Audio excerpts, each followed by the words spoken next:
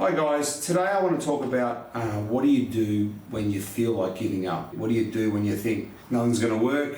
Can I get there? I'm not going to get there. I'm going to give up. Well, when you look at this, it happens every day to everybody. Maybe not every day, but it happens within the course of a lifetime many times. Did you know that 92% of people never really achieve their goals? They pretty much give up. 92% is a lot.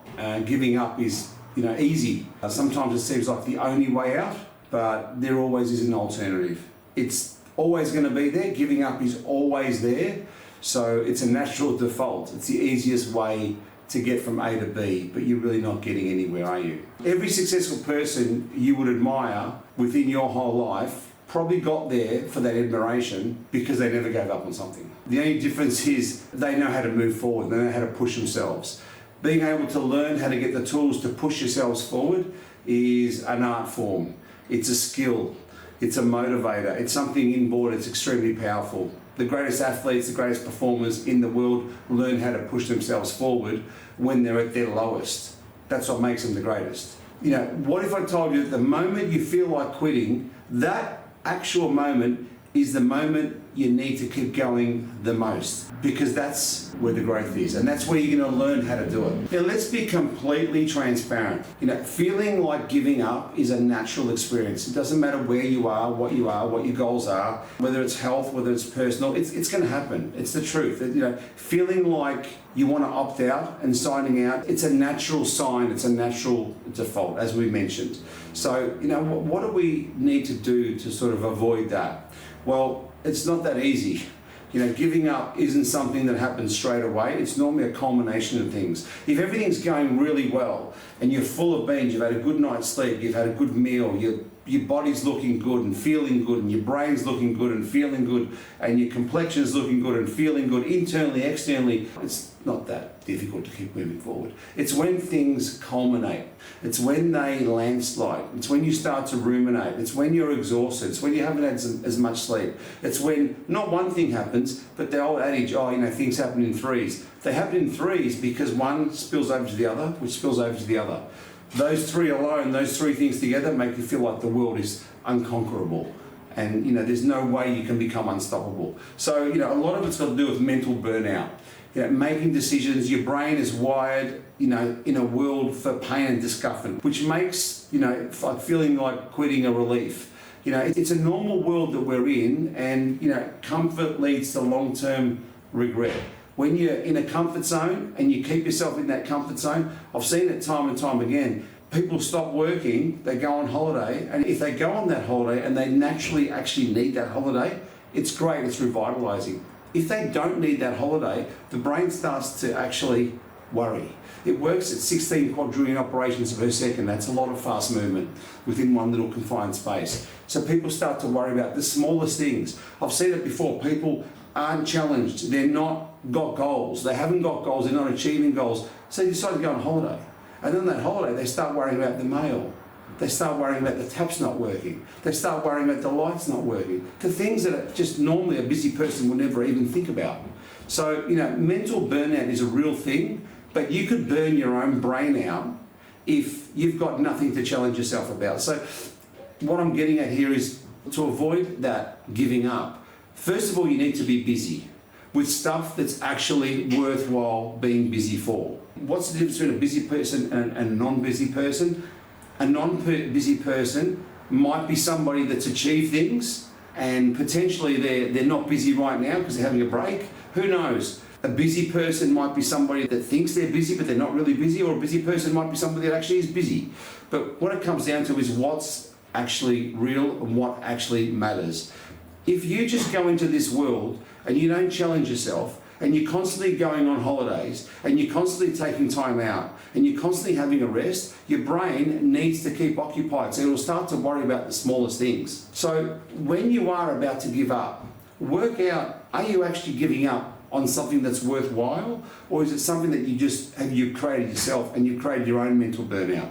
Mental burnout is a real thing, and mental burnout can happen quite simply because you're doing too many things at once, and everybody goes through it. But mental burnout can sometimes be you ruminating, or you thinking about, or you doing things that aren't really that challenging, or aren't really that task driven, or aren't really that important. When you find things that are important, it gives you purpose. That purpose spurs you on. It gives you that why. It gives you that reason to get out of bed. And it inspires your brain to wire and fire in the right capacity. So this is one of the things about giving up. Sometimes you could be giving up just on the way you're looking at things. And that could create your mental burnout. There's also the fear of failure, and when you look at failure, your fear of failure, it happens because society glamorizes overnight success. Society sees things on video, on photos, on Instagram, on YouTube, and it sees these things and goes, wow, that person's so lucky. Why isn't it happening to me? You don't see the hard work in the background. No one sees the hard work in the background. Nobody on this planet, legitimately successful, has not gone through hell and back. And there's no shortcut. The people that are saying that are generally people that aren't challenged and don't want to challenge them themselves. So, sometimes giving up could be the easy way out, but if you find something that you actually really love, you're purpose-driven for, you may not need to give up. Now let's look at stuff where you are going to give up, and the reason why you want to give up is because you actually have been working hard and things aren't working into your space. They're not going accordingly to plan. They're not sitting on the right side of the fence. You're not moving in the right direction as fast as you would like to. Well, that's normal. That's what happens when you want to become successful. It's a comparison trap. You start looking at yourself and comparing yourself to other people, saying, why have they got there so quickly? But you don't know what they've been through. A lot of people that have been through stuff don't tell you about it. The people that haven't been through stuff, a lot of them can fabricate stuff, and then all of a sudden you believe them, but it's fabricated. So what do you believe? You can only believe your own true worth. And that own true worth, that own value of yourself, is what you need to put through the grind, the resilience, the grit, that real grunt that you've got to go through to get through the other side. So when you do feel like giving up, think about how strong you're going to be to get through to the other side. And just think about there is somebody else on another day, on another planet, or another world, or another being, somewhere else, somewhere around the world, that is going through something where it's a lot worse than you. And that can sometimes catapult you because you start to see black and white. When you're stuck in the middle and you want to give up, it's generally because your brain's confused and you're somewhere in the zone of grey. When you want to give up and you don't have a plan, it means you're giving up because you're being weak. When you're actually giving up, when you've given something your all and you know it's been properly done and you've put everything into it to be as productive as possible, you'll have a plan B. And that plan B will allow you to exit successfully. When you don't have that plan B, it's normally you just want to give up because things are too hard. You haven't had a good meal, you've got some bad news, someone's upset you, you read something stupidly on social media that's offended you.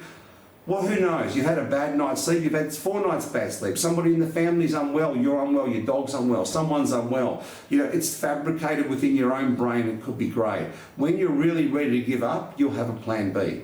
So when you are placed in that situation where you do want to give up, you've just got to stop and pause and say, don't quit. Because quitting is easy. Anybody can quit. Lots of people go into business and they pull out.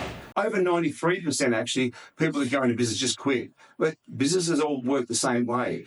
They don't work overnight and they go up and down. Everything goes up and down. Every relationship goes up and down. Every business goes up and down. If you want to stay on easy street, well, then you're going to keep curtailing back into the same role pattern, the same brain pattern, the same mind wave that's put you where you've got, and you'll find things to stress about. So when you don't quit, before you take that step, you basically reflect and you don't stop moving forward. You think about, okay, I'm not going to move forward, so maybe I need to just recharge for a minute and take a step back.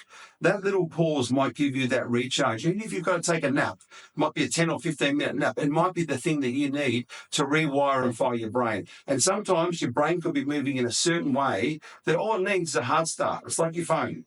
Something happens on your phone that you can't seem to fix, and then all of a sudden the light bulb comes, I'll just switch it off and on. Your brain needs that sometimes. Before you go to quit, step 1 is to basically take a pause back and understand what's going to be the repercussion if you do quit. And secondly, take a break and see what happens after that break. Step 2 is you want to reconnect with your why. You want to know why you got there anyway. When you go to quit something, you really have got to understand why you're doing it and why you started it. If you work out why you started it, it doesn't become a vicious circle. It's like someone being in a job and they're not liking the job, so they start a business. Then they get out of the business and they go back to the job. Then they start another business and then that doesn't work and they go back to the job. Then they don't like the job and they go back to a business. It's a vicious circle. At some point, you're going to have to stay in there, roll your sleeves up and do the hard yards. No one can be on holidays their whole life, living a life of joy, doing nothing with no purpose. And when you've got purpose, you've got hardship. That hardship is what makes you get out of bed each day. And that hardship is what drives you to success. And that's what creates legacies. What's what makes great people great. So then step 3 is to break it down. Am I feeling overwhelmed? Is this break helping me, having a bit of time out? Number 1, I've paused and I've sort of had a bit of a look at things. Number 2, I've thought about why I actually started. And you're at number 3 now. So number 3 is, let's break it down. We've got this big rock. It's massive. It looks like I'm never going to conquer this rock. So let's break it down into 5 rocks. 1, 2, 3, 4, 5. Out of those 5, let's pick the 2 things that are really bothering me. Okay, now we've made something really big into something really small. Let's put the 3 aside and let's focus on 2 things. That big rock becomes rather small. And then the 3 on the side you can come back to when you're rejuvenating. So then step 4 is where people get this wrong. They start to visualize the end goal at the beginning. Step 4 is visualizing the end goal. If you think every time you're going to quit, think of the end goal, there's a process before you get there. Now you can start to visualize the end goal. When the brain's feeling irrational, you can't visualize the end goal. By the time you go through step 1, step 2, step 3, you've started to get blood to the front part of your brain. Your neocortex starts to see logic. You start to think rationally. And then you start to visualize the end goal and you think, wow, I forgot about that.